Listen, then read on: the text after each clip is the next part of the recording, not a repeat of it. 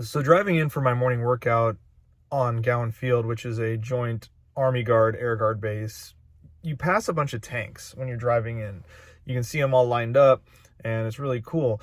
And a lot of people just look at the tanks because it's really neat. But as I'm driving by, I kind of look, set back as all of the support equipment required for maintaining just a single tank. And it's significant.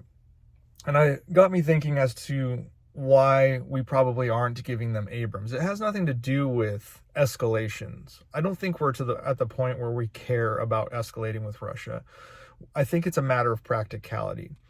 So the Abrams tank is a different type of tank. It is the most advanced tank in the world, and it comes with a different type of engine. It runs a turbine engine, which is unique because the Leopard 2 runs a turbo diesel engine. The reason this is a problem is because Ukraine doesn't have the training, the infrastructure, and the logistics to maintain, not only in the field, but even in garrison, tanks of this high-tech capability. And if any of you have ever seen how a tank engine is repaired or replaced, you get a pack, which is a full system that of the engine, and you lift it out, and then they put the new engine in if it doesn't require repair, or if that's when they do that so they can just rapidly repair the engine and get the tank on the field again.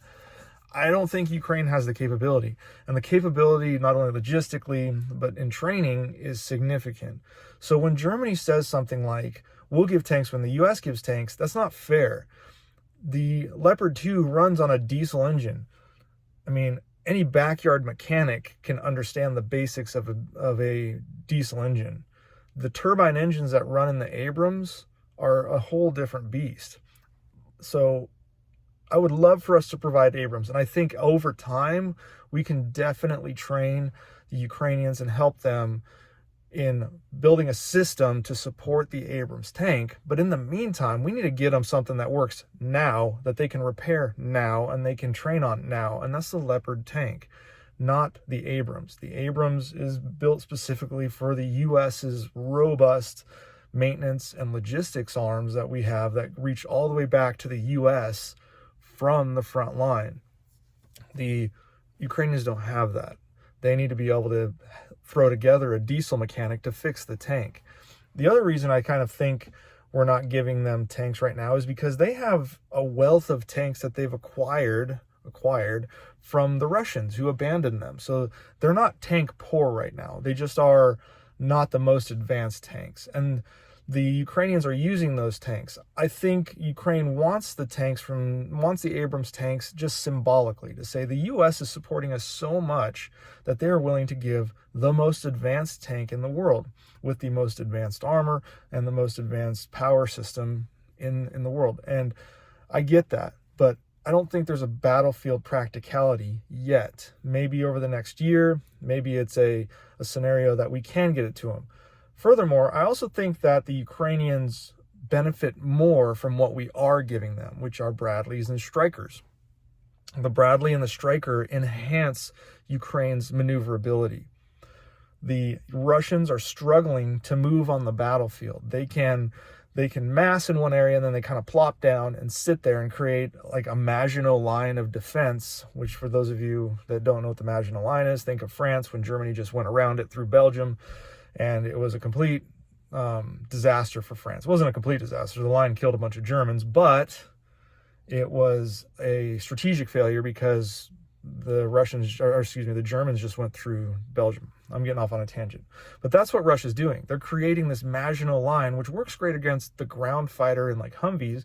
But when you have higher speed Strykers, which are a wheeled variant armored vehicle, and the higher speed Bradleys, which are a tracked variant armored vehicle with heavy firepower on them, not as heavy as an Abrams tank, obviously, but still, that main gun is pretty strong, as well as TOW missiles. That's significant. That maneuverability means that they're more capable, better trained fighters, can load up in Strykers, move to where contact is taking place to reinforce rapidly, or they can rapidly outflank the Russian military, who is set in their tank warfare ground army ways. And this ground infantry movements tactic that Russia has been using is going to be countered rapidly with Strykers and Bradleys. So for us to get those types of vehicles to them quickly, I think makes more strategic and tactical sense than dumping a bunch of Abrams, which requires a massive logistics arm, major training on the repair of those, and basically the U.S. continuing to supply the parts for such weaponry, when a diesel engine is a diesel engine is a diesel engine. Now I'm oversimplifying it, obviously, but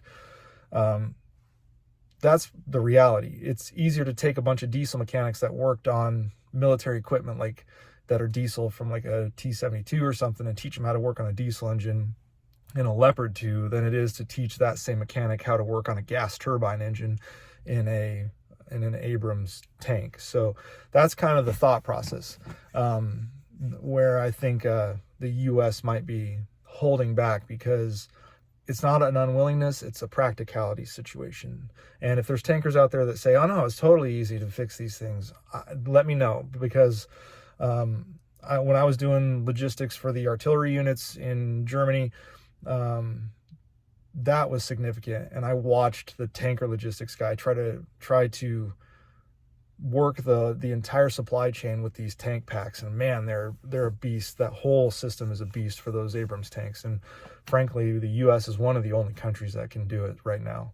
So that's just my thoughts and on why Bradleys and Strykers right now are much better for the Ukrainians, than Abrams. But eventually, I hope we get them Abrams tanks.